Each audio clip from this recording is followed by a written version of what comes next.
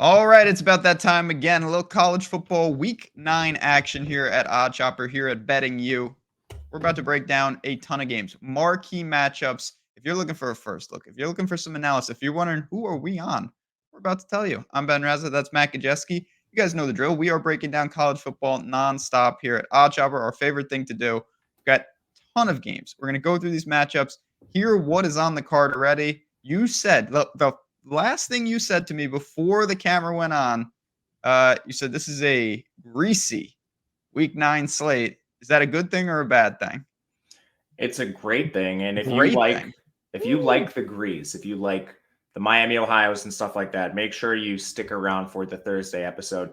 A lot of my wagers are in those games, but we still have some pretty impactful games this week. And we learned a lot last week in particular, which I think we can use moving forward.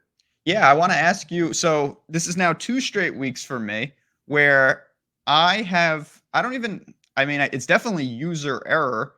I have a pool of games that we talk about, that we discuss, that we find angles, and I am omitting winners and I am adding the Goblin games. I passed on Nevada, Old Miss, teams like that, UCF, teams that I really liked in place of other bad teams. How was your week 8 and what did we learn? Clearly, Penn State has some issues offensively.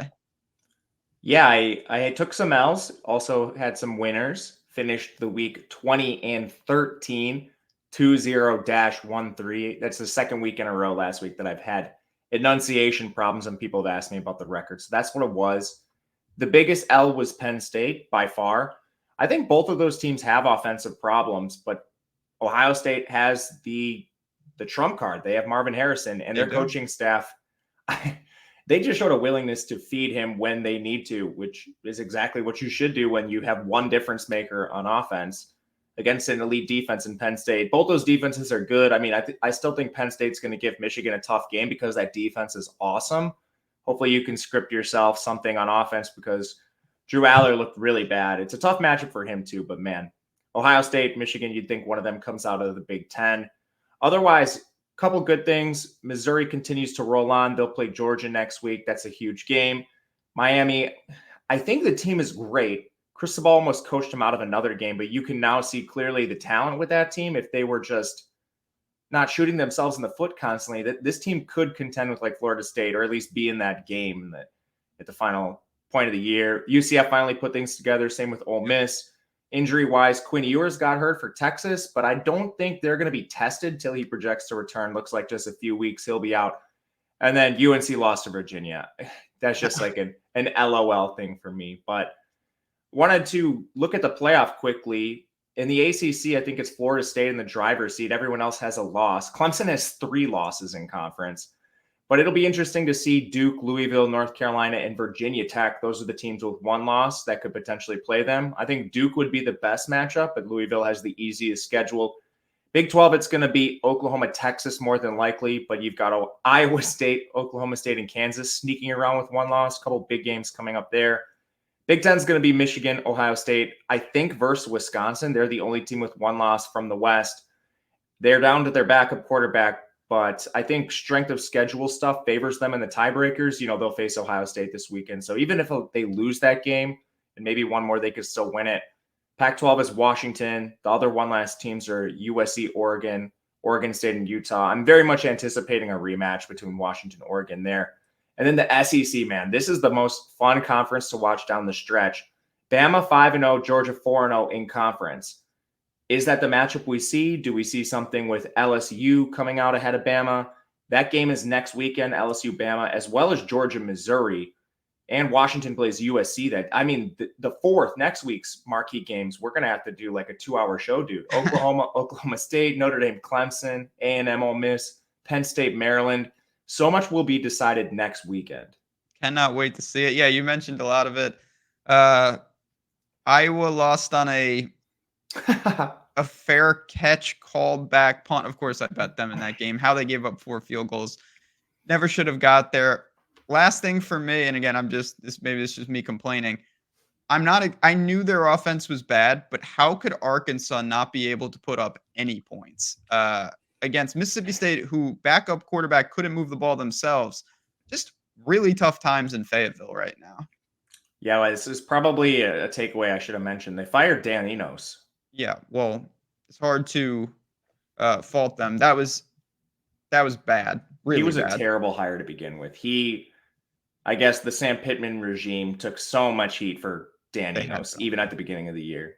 He's awful. Let's get into it. Here we go. We're going to bring up the board. You guys know the drill, by the way. If you want to support us, share the show. Hit the like button. Subscribe to this channel, by the way. If you're not subscribed, you want to get in there. You want to be one of the first 100,000. Be one of the original ride or die with us here at Odd Chopper. But let's get into this. We're going to start with some big matchups, obviously.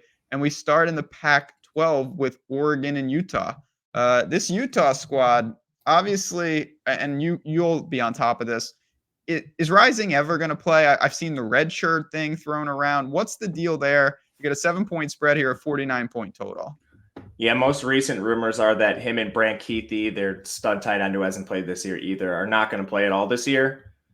At this point, it probably makes sense. I mean, I don't know where they are in their rehab, but Keithy's essentially been out for 2 years now. Rising, he tore his ACL in January, so I mean, he's still like 9 months removed from the injury. A lot of times this is a year-long recovery. So, I mean, Rising at the beginning of the year, people expecting him to play was like the most aggressive rehabilitation timeline we could have possibly seen. And I don't know why you would ever think that was the case, but I don't think we see Rising at all this year. They have a lot of injuries. It's not just Keithy and Rising. Their second tight end, Thomas Yasmin, he's out. They lost an edge rusher, Logan Fano, for the year. They lost rotational receiver Micah Pittman for the year. That's probably a good thing. If he was active, they probably would have put their stud freshman Mikey Matthews on the field for 5 snaps and favored a bad veteran. So I think they actually saved themselves here. But they've also been losing Jared Crump, their center. He missed last game. And most importantly, their stud linebacker, Lander Barton, went out for the year in their last game. So Utah just has injuries everywhere. And I think this team is awful to begin with. We have to talk about them because they snuck by Florida, game they should have lost. They snuck by Baylor, a game they should have lost. They were outgained in both of those games, yards per play. That also persisted against UCLA, outgained yards per play in that contest. And now, most recently, we see them beat USC. Terrible defense. I mean, there's a world where this team has one win, and it's against Weber State. I do not buy them whatsoever. Their offensive line is 132nd in pass blocking. At some point, they're going to get Bryson Barnes and Nate Johnson killed. I don't care who they put out there. Their defense is horrific. People like to talk about Utah in the trenches. This team is 108th in run defense. Luckily, Bucky Irving dodged the injury scare. He's listed probable for this game. He was laying on the ground at the end of last contest. I was horrified because I wanted to bet this spot, looking at Oregon all last week in the look ahead here, hoping Utah got a win. It's like the fade spot of the century for Utah. So, I mean, we didn't even really talk about Oregon, but they exploit all those matchups. They have the number 1 offensive line pass blocking in the country. That Utah defensive line doesn't stand a chance. They're 23rd in run blocking. Bo Nix takes care of the ball. He can move himself. And this Oregon defense, all they have to do is stop the run because Utah cannot throw the ball. Luckily, they're 37th in run defense. Injury-wise, this team is pretty healthy. You have a couple guys banged up on defense in the secondary. Again, Utah can't throw. I love Oregon here. When I saw -5 on Sunday, I unloaded the clip on it. Anything under 7. And honestly, I could take alt lines in this spot. I think through 10 is fine. This Utah team is terrible. Sign me up for the Ducks. I mean, I know they're not at home. If they were, this would be pushing 2 touchdowns probably. That's the only thing Utah has is that home field. Yeah, and they do, but I agree. Nix takes care of the ball. Too many weapons. You can look to a lot of different variations. If you're one of those people, again, you got to shop it, and we have Odd Shopper to do just that. You want to roll money line parlays? I think Oregon's a very safe piece. I don't see them losing either. I don't mind laying the points. Game right next to them, you'll have to have 2 TVs if you want to watch both, is Duke and Louisville. You just alluded to the Florida State Chasers, and Duke was in that game. Poor Riley Leonard. You know, he's a damn good player. I got to give credit where credit is due. Duke is a good team. Just not sure what they have left here. What's the status of Leonard? What's the deal in this spot? Louisville's a 4-point favorite. I don't know if we're going to get concrete information on Leonard. Similar to last week, they called him doubtful, and then he plays in the game and re-aggravates the injury. So who knows where he's at now. even after that aggravation, he was arguing with Elko on the sidelines, trying to get back in there, like going through his drops, like pretending to juke guys out, trying to prove to him that he could go out. But Yeah, he's a gamer. he is a gamer. But what capacity is he playing with? He was running on the leg too, which is crazy to me. He had a couple big runs, timely runs, but Duke doesn't have a lot around him, which I think is tricky in a game like this. Their offensive line hasn't been great, and their pressure rate has been dropping. I think some of that due to injuries. But outside of that, on defense, this team has had some question marks, especially against the run. They're 98th. Louisville does run the ball pretty well. Jawar Jordan, their stud back, is questionable for this game, and so is Renato Brown, one of their guards. So that's at least a question for me. But ultimately, I would like to back Duke in this spot. I think they're the better overall team, but it's just like that Riley Leonard cloud hanging over your head makes it really, really hard to back at this point. Louisville's a team we were trying to sell. Now, I mean, I wasn't going to do it against Pitt, but man, like, I think the chance that we might have had in this spot to get like Louisville as a big favorite over a Duke team is gone because of that Pitt game. Right now, it's just like almost a Cam Rising situation where I'm going to wait and see on Leonard and hopefully get some good injury info. Anything on total? To me, this is just pretty much a pass. Under pass, it hinges on Leonard. I'd bet under if he's out there. Backup Henry Bellin stinks. He's a freshman, so I mean maybe he gets a redshirt freshman. I don't know. And we also missed the best number. 47 was out there. I was a coward and tried to wait, and then it went to 46. Yeah. Ohio State and Wisco. Now obviously a huge win, a needed win. Now you got to hit the road. You got to go up to your territory. 2-touchdown favorite on the road. But what does Wisconsin really have that can pose challenges? Is this just an ugly game? The total is only 43.5. Or does Ohio State open it up and push Wisconsin to try to do something? I mean, how do you see this? Is there any upset potential here? I don't think so. I already bet Ohio State at 14.5. It hasn't moved that much. I think current numbers are fine. The biggest risk I think Ohio State has in this game is, do they sit guys? Because they were really injured heading into Penn State, and a lot of guys battled through injury. I mean, we've had Ibuka banged up. Trevion, essentially all of the running backs have been banged up. It's not just Henderson, but corner Denzel Burke's been banged up. They lost Jahad Carter, one of their safeties, in the game. Now, they've had excellent play from their youth in the secondary. Like Jordan Hancock and Jermaine Matthews have been so good. If we have some injuries for Ohio State, I don't think it truly matters on defense specifically. But man, this Wisconsin team is a complete corpse. They can't score the ball. They're on a backup quarterback who's been horrific. Receivers haven't separated, and they're not creators, so it's not like they're going to elevate Braden Locke. Ches Malusi's out, and he's been the better running back for this team. Braylon Allen, he's having a terrible year, man. I mean, if he goes to the draft, I'm not even sure he gets drafted at this point. It's just like a big weightlifter out there smashing into the back of the offensive line. It's crazy. Wisconsin has 2 A.J. Dillons, just one in college.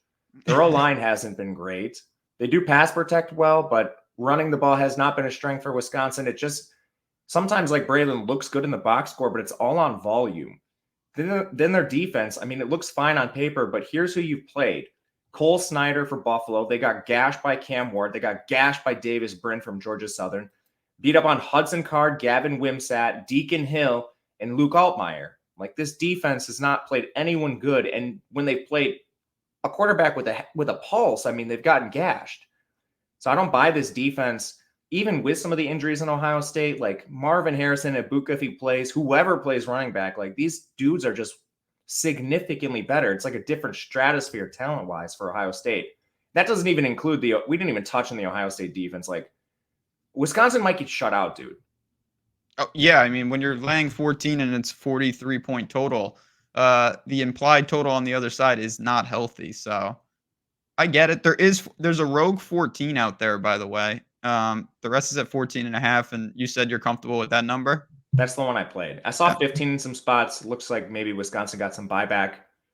I'll pray for those of you backers of Wisconsin, man. Holy smokes. Strength and honor. All right. Well, we'll keep it moving here. This is a game I really want to get into. Georgia and Florida, they play every year. They got a cool name for the game, all that type of stuff. Correct me if I'm wrong. I believe the game is in Jacksonville still. Is that still true? They always play I on a think so, neutral yeah. field. Okay. Okay. Just want to make sure I don't say anything about the swamp, and then Well, everybody look, in the that's where it comments has are, been. we got it wrong. Okay. Let's not get crazy, people. 14.5 point spread, 49-point total. Is this I mean, you're not looking ahead to Missouri, but like, what's the deal here with? I kind of think that this is a sleepy, trappy, grinded out like 23 20, 23-17 type game. Yeah, Florida's a pretty good team here. They only have 2 losses, 1 in conference, so they definitely shouldn't be looking ahead past Florida. I think their 2 toughest tests the rest of the way are in back-to-back games in their side of the conference specifically. So it's not an easy game. Florida has impressed me in some spots. They're definitely healthier. And Graham Mertz, I mean, like, I've been shocked. We have to Yeah, give me this too. guy, yeah, I mean, it's crazy. 70, almost 76 completion percentage, 8.5 yards per attempt, 12 touchdowns, 2 picks. And it's backed by the efficiency metrics. He only has 1 turnover worthy play all year. They're actually pushing the ball downfield a fair amount. Their receivers are healthier. All lines held up, 22% pressure rate. Like, this Florida offense is pretty sneaky, and they should have wins in a couple games they lost. They should have beat Utah, averaged more yards per play in that contest. They should have lost to Tennessee, so it kind of goes both ways. But this team lost to Kentucky. That was away from home, and they suspended like half their offensive line in that game. So just like really weird circumstances for the blowout loss to Kentucky that I think we can see maybe why. Just so many absences in that game, which were weird to me. They're all back now, so it doesn't matter in this spot. But I think we're also doing the same thing on Georgia just in this week. Like, how much do the injuries matter? It's not just Bowers. He's tough to replace, but if any team's going to do it, it's Georgia. They have so many good receivers. We haven't even seen a full allotment of snaps for Dominic Lovett, the Missouri transfer, who is one of the best in the conference. Lad McConkey, he's now coming off a bye, so it's a injury situation where he should be able to heal a little bit. They had a bye last week, right? Georgia? Yeah. I can't think of who they played. So Their yeah, I last think game was against Vandy. I can't remember if that was last week or 2 weeks ago. Anyway, I think it was 2 weeks ago when yeah, Bowers got hurt. yeah. Vanderbilt didn't play last week either. Okay. Yeah. Well, Yes. outside of Bowers, they have injuries to Amarius Mims. Xavier Truss got hurt in their last game. We'll see who else suits up on the offensive line. They kind of had this target for Amarius Mims when he initially got hurt. The Florida is the earliest he can play. So I'd be interested to see that. But, I mean, don't you think Georgia just kind of morphs around their talent? Yeah, Bowers was the engine of the offense, but now maybe they lean on the run game. Maybe they throw it to their receivers a little more and play less 12 personnel. That's what I think they'll do. And I think maybe people are overblowing the Bowers loss. And I mean, he's irreplaceable. But if any team's going to do it, it's Georgia, wouldn't you think? I would. I think that Florida is poised to cause problems here, though. I really do. I think you can go to an under because I do think that both teams will be content tempo-wise to slow it down. I'm okay. This could where I could get into trouble. I'm okay with getting north of 2 touchdowns. There's 14.5s out there, and I think this is a grinded out game. Low total. The value of each point is important. I mean, I know Kentucky's Kentucky. I think you could argue this is Georgia's biggest challenge so far this year. I agree with you 100%. I don't even think it's close. And we're going to find out a little about, I think, a little about Georgia here. And I think Florida, I'm not a fan of their coach. I don't really like the team. But I think they have some pieces to cause problems. They keep it respectable in this spot. Both teams are really slow. Florida's 101st in pace. Georgia is 106th. So to your point, I do think both teams will play a slow, grinded out game plan. If you like looking at, I guess, cover metrics, like Georgia's been one of the worst teams against the spread this year. I think a lot of that has to do with their injuries. They've given guys a quick hook in games, and it makes sense. For whatever reason, like these guys just cannot stay healthy, and it's now trickling to their elite pass catchers. So I don't hate a Florida at like plus 14.5 or something. I think I'm going to play this under, though. Yeah, come join me on the under. It's a good spot. I like this under. Even if you don't have a side in the game, it's not bad. Now, before we get to the next game, I will say you're like, I would play that under, but I only have, like everyone, a bankroll that I have to really budget it. I have to see which games I want. Well, one of the easiest ways to get some extra games on your card is to be fortunate enough to get the bonus bets that are out there. Take advantage of the industry. New Jersey, Ohio, Virginia, Iowa, Kentucky, Colorado. I just named 6 states. They seem random. They kind of are random. But you know what they have in common? Bet 365 is in their state. And that means bonus bets are coming to you. Bet 5, get 150 in bonus bets. The link is below. If you haven't done this, if you're new to the pod, if you're just listening here or on podcast form, take advantage of this. Take 2 minutes. Use the link below. Sign up. Bet $5. Win or lose, you're getting 150 in bonus bets. If you're in Kentucky, it's $365, which is just outrageous. But either way, this is the perfect way to get a couple extra bets. This is a perfect way to say, now I have some money for some parlays, things like that, things that I wouldn't normally be able to put on my card. You do have to be 21 plus. If you have a gambling problem, call 1-800-GAMBLER. But shout out to Bet365. Again, check out if you're in those states, there's money waiting for you, courtesy of Bet365. Maybe some more money courtesy of either Oklahoma or Kansas. The Big 12 is just a money pit for me. I can't get these teams right. It's a 10-point spread. Step 1, tell me who's playing quarterback. And then step 2, what is the move here? It's funny you say that. I was going to say it's probably a money pit because the biggest thing in the Big 12 is just dodging quarterback injuries. I know. I can't get it right. And they're in-game injuries too, or in Kansas' situation, you don't know till after kickoff that Jalen Daniels is out. Correct. He was called doubtful here against Oklahoma. I honestly don't think this matters a ton. Efficiency metrics for 2 years now between Daniels and Jason Bean, the drop-off is there, but it's the slightest of drop-offs. Exactly who you'd want to be playing backup quarterback for Daniels is Bean because he's mobile. He takes care of the ball. He's averaging 9.6 yards per attempt, 9 touchdowns, only 2 picks, 65% completion. The offensive line has been excellent for Kansas. They're top 30 in both pass blocking and run blocking. You just hope this team doesn't get down right away in a game like this. They're not really built to play from behind. They're built to run the ball and then have explosive plays over the top, which that should work against Oklahoma. Oklahoma's 47th in coverage. It's their worst metric on their team. They haven't had their stud safety, Justin Harrington. He tore his ACL earlier this year. So I do think Kansas has some success scoring the ball. They don't really have any injuries. Kansas is very healthy. Oklahoma, they do have injuries.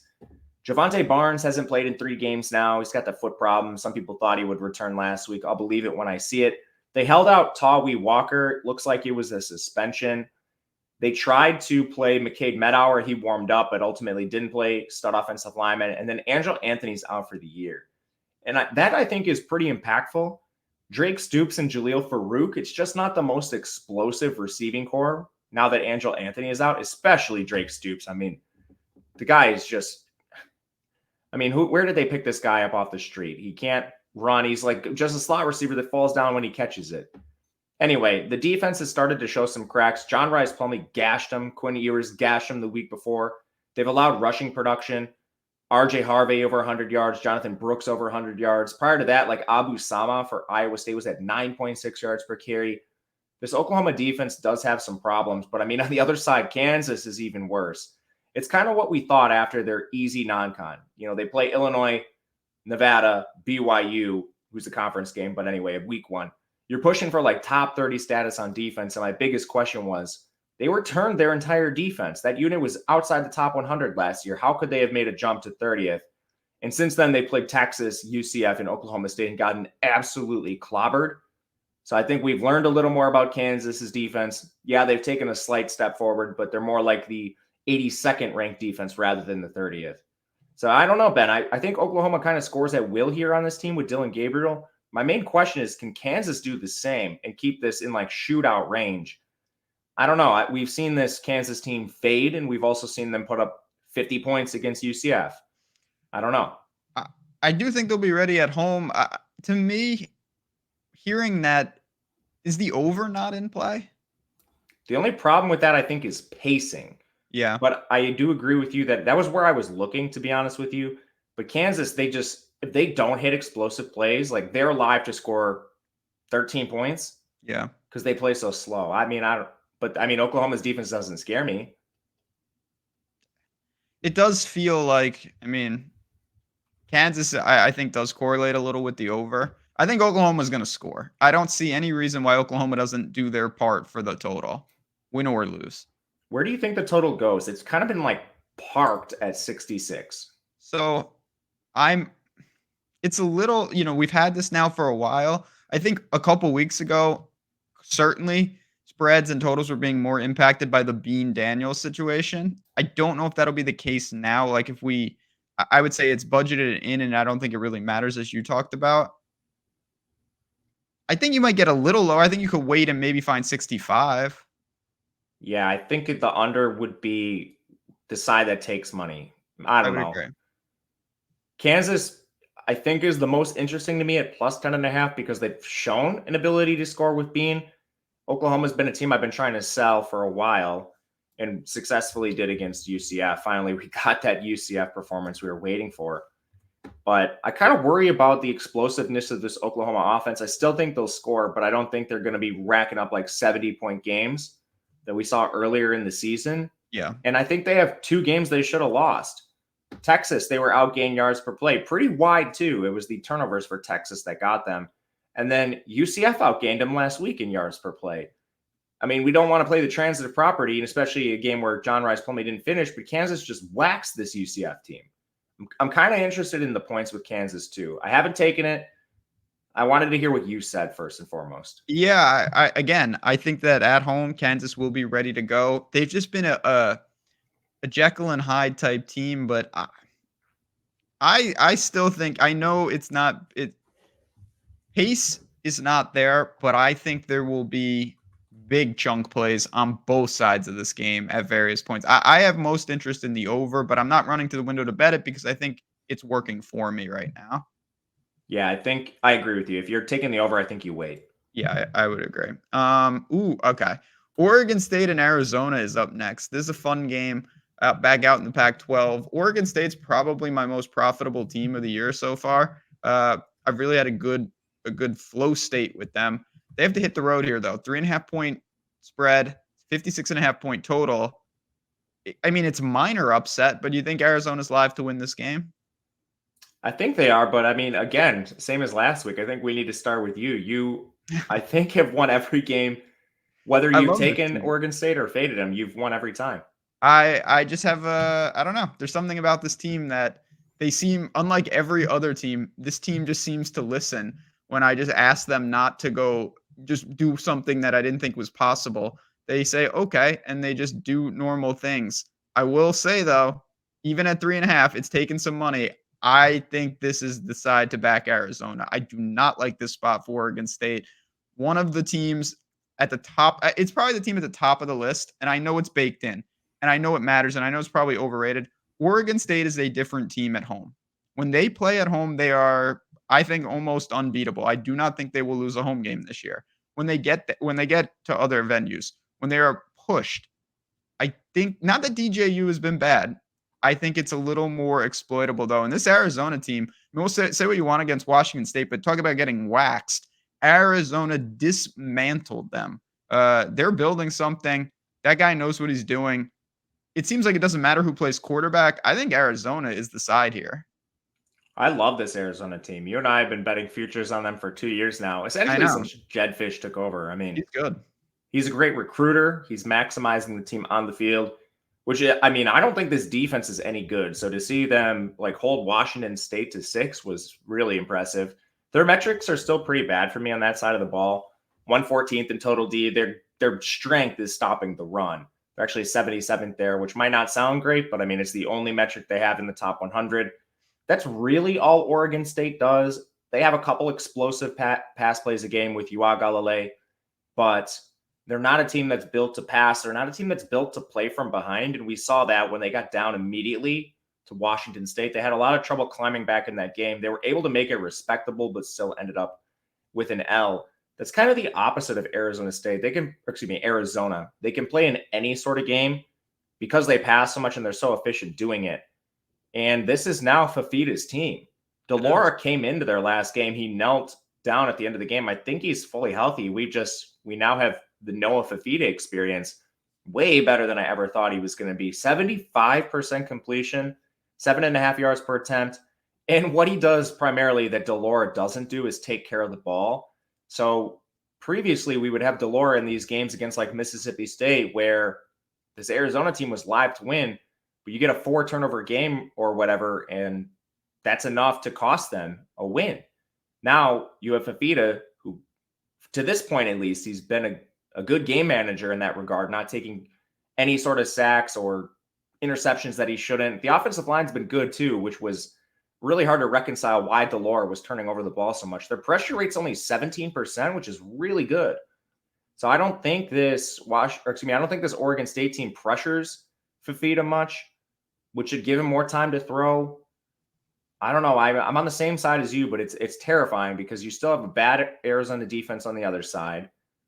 We know this Oregon State team can run the ball, but man, I think they're susceptible to backdoors, comebacks. If they get out to a lead, even it's tough for me to back Oregon State. I was looking at just staying away, but you've kind of talked me into the Arizona side. I think it's the right side. Again, is it my favorite bet on the board? No, because I really respect Oregon State and everything that they can do. I just think this team is talk about Jekyll and Hyde. When they get outside Corvallis, not the same team. We've seen it for years. It's not different this year, I can promise you. UCLA and Colorado. Well, we haven't seen Colorado since they blew an outrageous game against Stanford. UCLA just whacked Stanford. 17-point spread here. What are we looking at in this spot? I kind of wanted to back Colorado, but I need some reassurance from you. Maybe we'll see what you think of this game. But I think it's a lot of points for a team that can score. Colorado's issues are on defense, and I don't see those getting any better. Even when they got healthier in the secondary, like this was still a major problem. They returned a ton of guys. They got back like Slusher, Shiloh missed a game. He was back. This defense was still awful. So that's a huge concern for me. And they're bad against the run, too. So UCLA is having a lot of trouble with QB and throwing the ball. But Carson Steele has been a wagon for them. He's a very reliable player. And now they've basically been riding him 25 times a game. I don't think Colorado has an answer for that. But I also think that's going to do things like slow the game a little bit. UCLA will play fast, but anytime you've got run plays, a running clock, it's not going to help you total-wise. So that kind of works against a major spread in favor of UCLA. And then I still think Colorado has the ability to score on basically anybody. They're in nothing but shootouts every single week. You now have Travis Hunter back. They've gotten really good production out of some of their ancillary receivers, like Omarion. But, man, Shedeur, 72% completion, 8 yards per attempt. Really good at taking care of the ball. He is mobile, but he takes a ton of sacks. Again, I think this is on him. He has one of the longest times to throw in the country. The offensive line is actually only allowing a 23% pressure rate. A lot of this is on him. It's tough, man. Is it enough points for you, or do you need more? So there's a 17.5 out there. That is a little appetizing. I'm not going to lie. I don't like UCLA. I've shorted them a couple times. They're playing quarterback roulette. Not that it's going bad. They just I'm not sure what they've settled on. I looked at their box score against Stanford, and I was a little surprised to see what I saw. They did really control that game. But yeah, I mean, it's the type of game Colorado's going to score. It's just, can they hold UCLA? You know, you get into the 40s or 50s, it's hard to cover even if you're getting 17.5. I'm not betting UCLA. I could bet Colorado. I'd want 17.5 though. Yeah, I haven't played the current number. It's bounced all over the place. It was at 16.5 for a moment, which is certainly a pass, but we'll see. I like this UCLA defense. I think they might be a little overvalued. I think in the media, you're going to hear a lot about this UCLA pass rush, which has been very good. Again, I think Colorado's O-line is underrated, but I think this comes down to, do you trust the Colorado play callers to design a game plan to get the ball out of his hands fast? Because they love pushing the ball downfield. If they continue to do that, like, this pass rush is probably going to get home. Not even because they're just winning outright. They will win at times, but Shedeur is just going to hold the ball forever if they do that. So I'm still worried about that. I would like more points too. Yeah, so keep an eye on that one. Again, if you have questions, you can always follow up with us on Twitter at JazzRazDFS, at Matt_Gajewski. We're around. Some of these spreads can and will move, but 17.5, that's what I've got my eye on. And there is one out there on FanDuel. South Carolina and Texas A&M. This is a team, I think a lot of people, and I'm not sure if you were in that camp, thought South Carolina, people like their coach, they're building something, and maybe they are. but they're not ready just yet. They're starting to really get beat up in the SEC, and now they've got to go and hit the road. College Station, 14-point spread. Can they muster up anything? Rattler's doing his part, but I don't know how much the South Carolina team has left. Yeah, I know we were really heavy on their win total under at the Yes. beginning of the year. I mean, I don't think they have a lot left. They've just been getting absolutely demolished on the O-line. Some of these guys are main contributors. Some of these guys are rotational, and it ebbs and flows week by week because their O-line's so bad. But Ja'Kai Moore, Trey Babalade, I don't know how to say his name, excuse me. He might even be called Tree, I don't know. Trovon Bow and Vershawn Lee are all injured in some capacity. That's 4 guys on your offensive line, a unit that is just downright horrific. They haven't had Antwain Wells in weeks, still been in a boot. Amari and Brown, their wide receiver 2, he aggravated his injury last week. And their number 1 receiver, Xavier Legette, got hurt as well. I mean, I don't know who they're going to be trotting out there, but we're probably going to see a lot of like Nick Harbor, their freshman, and receivers that haven't gotten a lot of time this year facing an A&M defense, which is the strength of their team by far. The biggest mismatch in favor of A&M is going to be that pass rush. They're 13th there, and the South Carolina offensive line is putrid. This isn't really different than every South Carolina game. Rattler's under pressure. He has to do it himself and win games, and he's been able to put up points in some of these contests with that mismatch going against him. But now you're doing so without arguably your top 3 receivers. It's a very tall task for Rattler. I still think A&M is going to have problems of their own scoring. Their offensive line's not great. They're 125th in pass blocking. Max Johnson is a turnover factory. But you also don't have a lot of resistance on the South Carolina side. They're 113th in total defense, terrible against the run and in coverage.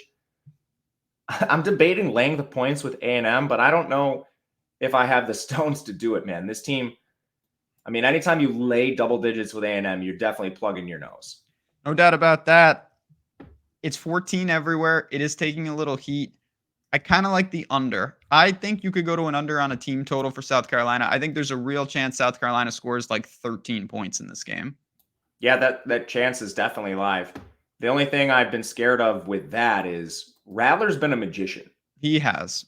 And Max Johnson will probably gift them at least 1 or 2. And that freaks me out too. But I mean, that guy every week, I mean, they gave Arkansas scores. That's how you know it was bad. A&M and under for me are the sides that I have interest in. There's no chance I back South Carolina in this spot. I don't care how good Rattler is. They are overmatched in these games. They just can't compete with the West. Yes, agreed. All right, we got a handful more games. I do want to mention them. Of course, I always bring it up just to show you the live odds. Little odd shopper action. You see it. This is the live odds screen. We've got so much more behind that paywall about that. Let's go into the premium tools. Let's take a look at what's going on because it is the start of NBA season. It is ball night, and soon college basketball will be here as well. If you are looking to take it to the next level, if you don't have time to break down all these sports, let the books do the work for you. Let these market-based approaches give you the bets that are profitable, show you why they're exploitable, and give you the best lines available. You see it here. All of this is fully customizable. It is awesome. For the NBA, I think it's actually the best sport for this. So there's no better time to get inside the ropes. And that's why we gave you a giant offer, 50% off for the start of NBA for all new and anyone that signed up and maybe didn't stick with it. If you want to come back, the code is SLAMDUNK50. There you go. I didn't make that up, but that's what it says on the screen. 50% off, Odd Shopper Premium. You come in, you can get college football, NFL. It's not per sport. It's everything. You are there. You are ready to roll, and you will be happy that you did it. Check it out for a week. Again, 50% off. Maybe you stick for a month. And maybe it becomes part of your process. We want you guys involved. The link is in the description. Again, code SLAMDUNK50, 50% off that price. Let's keep it rolling here. Cincinnati. This is a team. Okay, now we're getting serious. Cincinnati and Oklahoma State. Oklahoma State, I give up. They obviously found something. I do think they've been very fortunate, but credit where credit is due. Their offense is rolling. Gordon and co. Now they're back at home. I'm not betting against them anymore. I'll say that much. Yeah, I just don't know what happened in the summer and spring, like what Gundy was doing. But he eventually got to the right answer, which is Bowman and Ollie Gordon handling all of your work, and it's paid dividends for them. They've been in some really greasy games, but you can see a stark difference between Their metrics when you isolate like South Alabama, then versus West Virginia, a game I was on the wrong side of. And I was on the Kansas game. I was on the wrong side of each of What their was last I? two contests. But I think this game does set up in their favor. The main reason why is Cincinnati has a terrible defense. They're really bad against the pass. They're 127th. They basically have one good unit. It's their defensive line. And they lost their best player, Dante Corleone, and Daniel Griesiak on the edge. Corleone plays on the interior. It sounds like there's a better chance he'll play this game than Griesiak, but you can't lose anybody from this unit. It's not deep, and it's the only unit that has any sort of talent on your entire defense. Now you're facing Ollie Gordon. I mean, I don't think I've heard enough about these injuries for the Cincinnati defense. You lose these two guys, or even one of them, or even say they play limited. This is a catastrophe waiting to happen. Meanwhile, on the other side, Cincinnati's offense has been pretty good. They're inside the top 60 in most major metrics, pretty decent offensive line. Emory Jones has done a decent job overall. He's a dual threat game manager. I think his best work comes on the ground. As long as he's not turning the ball over, he's been okay. That's been a big problem for him. He has 8 interceptions, 10 turnover-worthy plays. But I also think this defense on the other side, Oklahoma State, isn't really one to give him a lot of bad looks. They're good at pass rushing, but they can't defend the run. They're 114th there. I think Cincinnati's best skill on offense is their run game between Corey Kiner, Montgomery, and Emory Jones himself. Also, pacing lines up in this game for an over. I think my favorite play is going to be just the points here and taking the over. But I'm debating playing an Oklahoma State side.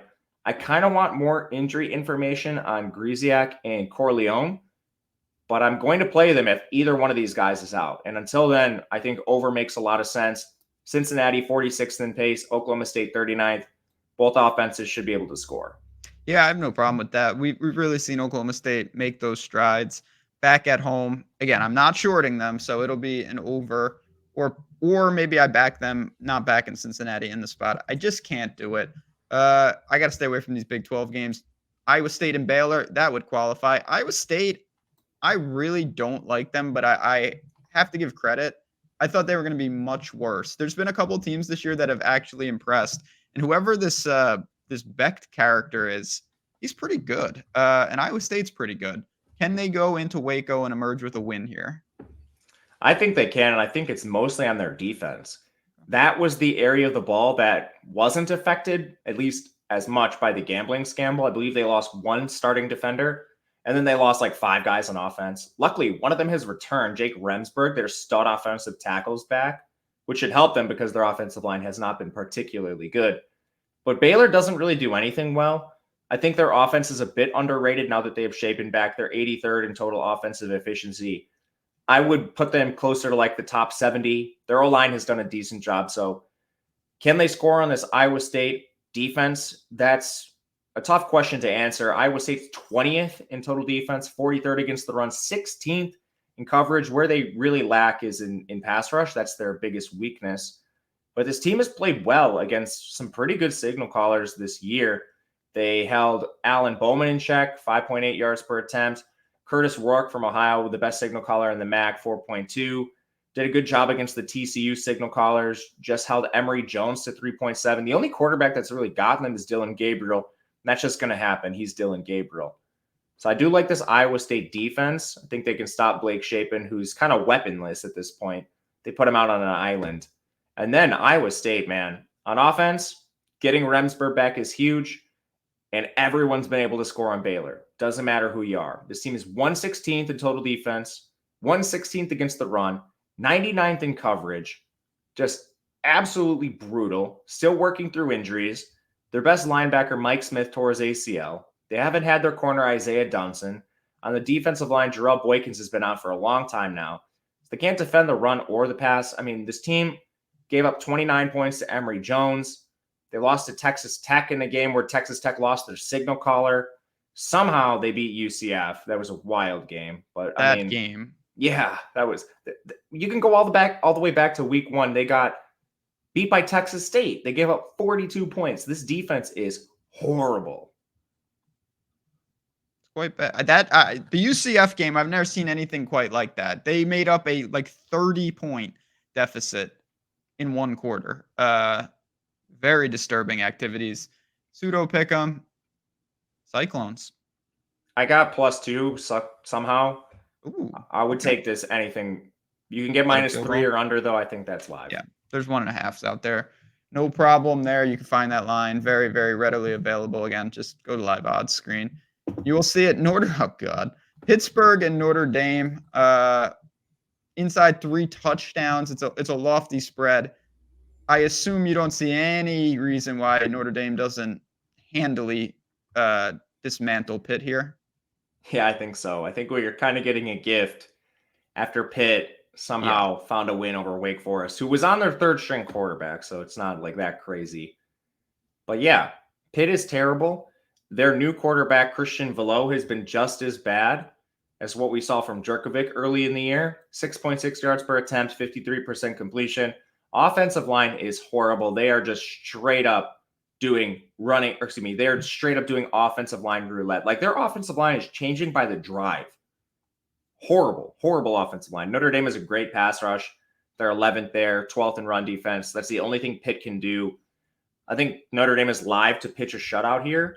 And then on the Notre Dame side, like this offense hasn't been exciting either. I kind of like an under here. Both teams are going to play slow and run heavy. Expect to see a lot of Estime, but Notre Dame's playing wide receiver roulette. They just listed Rico Flores as a starter over Tobias Merriweather, which is smart. Get your 4- and 5-star freshmen on the field over these dusty veterans. But yeah, I mean, Notre Dame also tries to neuter Sam Hartman when they have leads. I think Pitt provides just enough resistance for this to come in under. And again, I don't think Pitt's maybe even scores a point. I think that Pitt's team total could be in play for the under. I think Notre Dame is in play. I think the under is in play. This has like a 34-7 type feel to me. I think it's gonna be pretty bad. It's not, again, when you're laying these type of points, it is narrow, of course, but Pittsburgh is no good. Again, that Louisville game is gonna screw up everything and mask a lot. I don't think that's even remotely actionable here. I'm with you. I'll keep it simple. I don't think we need to spend any more time on this game, to be honest. I see it the same. Not messing around with Pittsburgh. All right, we got a couple games left. Don't worry. We're going to recap, give you our best bets right at the end. And I say it every week. If you have recommendations and requests, comments, tweet us. Let us know what games you want on the Thursday episode because it is greasy. There are real shady games out there. We'll talk about any one you guys want. Just let us know. Washington State. This is kind of a greasy game in its own right. Washington State and Arizona State. I stayed up through the tears to watch a little of Arizona State and Washington last week. It was a weird game. Bourget had like 60 pass attempts, but it was like 2 yards per attempt. They're 6-point home dogs here. Is Arizona State a live dog here, or is Washington State looking and will get back on track? Yeah, first of all, I did not mean to put this game ahead of the Tennessee game, so I apologize. I fully admit this is greasier than that game. That was an accident. Fair But enough. there's a ton of injuries in this game, which is why I wanted to talk about it. I think there might be a slight edge Arizona State's direction. Okay. 2 edge rushers on Washington State have already been ruled out, Quinn Roth and Rom Stevenson. This was one of the better units for Washington State. They were 62nd in pass rush, and I think that's helped their coverage a lot because this team is terrible defending the run. They're 126 there. So now down 2 starters on the edge, I think is problematic. So I'm like debating, can Arizona State exploit this? For all of the injuries they've had on the offensive line, they've surprisingly pass protected decently. They're 73rd there, but I mean, there's about 5 guys hurt in some capacity, and some of them are rotational, some of them are starters. Emmett Bull, Max Ianacker, Ben Coleman, Bram Walden, Sion Finau. Hopefully they get some of them back because they're decimated on this side of the ball. But that has kind of been masked a little bit by putting Bourget in there and throwing the ball short, which you mentioned. Yep. Which, can they do that against Washington State with more success than Washington? I think the answer is probably. And I think that's all we really need is, can you get more out of that short passing game to cover a spread here? Because I don't think this Washington State defense is good. And I personally think Cam Ward's going to score on Arizona State, but we need Arizona to at least do their part. It's a lean right now. I want to see where some of these injuries shake out, but tentatively would be on Arizona State. Haven't bet it yet. Any interest in the over? Yes, actually, I think pacing should be pretty good in this game. Washington State runs the air raid, and then Yep. Arizona State is 48th in pace. So I think that also kind of like maybe that's just a straight up better play because then Washington State could put up, I don't know, 30, kill them, and Arizona State still kind of has to do their part, having some success in the short pass game, but then they don't need to have quite as much. I lean more to the total, I'll be honest. I think Yeah, I there's think that more. makes more sense now that I think about it.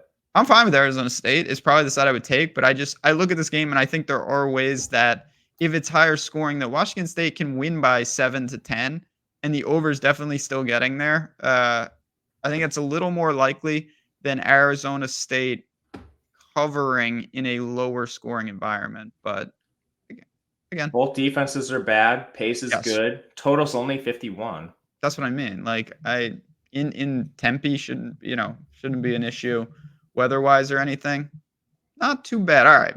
Let's see. You mentioned Tennessee and Kentucky. Well, let's go there right now. Let's see what's going on. Not Western Kentucky. Kentucky. 4-point spread.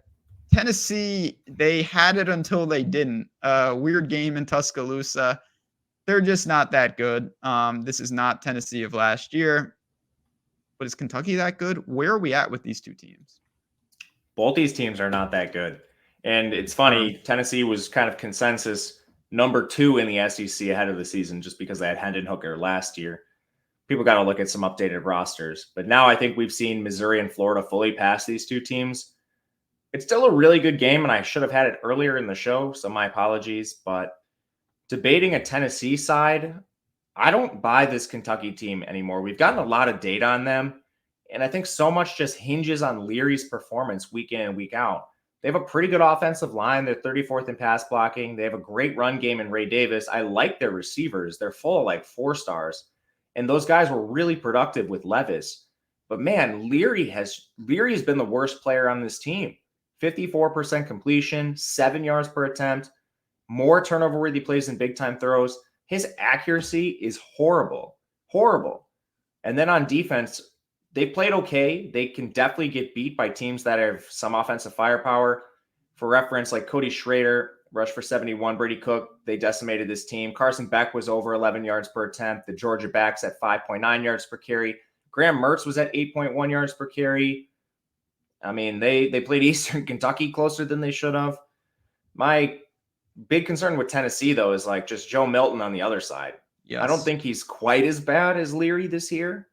6.9 yards per attempt, 63% completion, and he runs. Leary doesn't run at all. But to me, this looks like a defensive game, especially on the Tennessee side. The other thing I'm trying to reconcile here is like Tennessee had this elite defense. They played really well in the first half against Bama, and then they melted. And I think that was just adjustments by Saban versus Heupel. The biggest weird stat I found in that game, Tennessee, their 6th ranked pass rush only generated 4 quarterback pressures all game long. They gave Jalen Milroe all day to throw, and he did that over the top. They didn't throw a ton, but when they did, they were getting big plays because Milroe wasn't under pressure. So, man, I don't know. There's a lot of variables that I'm having trouble reconciling in this game. Is there a lean you had? So it is pretty thin margins. I will say there's a rogue 3.5 out there for Tennessee that I have some interest. 3.5 at -110 over in BetMGM. I want to back Tennessee. I'm not really looking to back Kentucky. I don't believe in Kentucky.